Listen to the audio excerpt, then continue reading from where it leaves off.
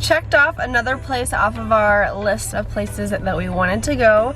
This was the Sand and the Sea, and the view was amazing. The food was pretty good, like basic Puerto Rican food, mofongo, rice, shrimp, beans. rice, beans,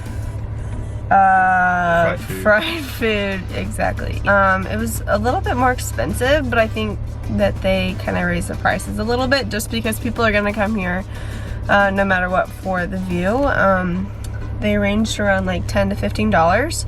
I got the shrimp mofongo and it was really good, and Peyton got the grilled chicken with rice, chorizo rice, and he really liked it as well. Oh, we also got fried cheese, which is queso frito, and it was really good as well. So your food was really good, like nothing really special, but really good Puerto Rican food.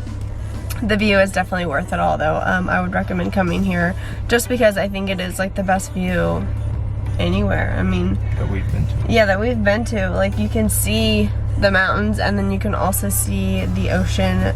But if you're here, I would bring a jacket just because you are higher up, so it could be a little bit chilly.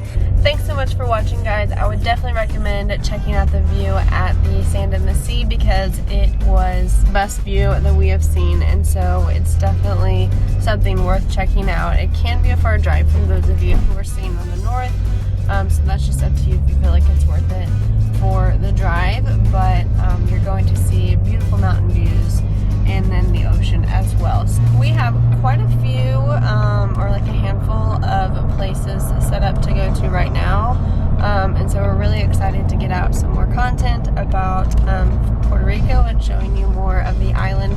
So stay tuned for that, and make sure to hit that subscribe button so you are here for whenever I have all my new videos, and I'll see you in my next video.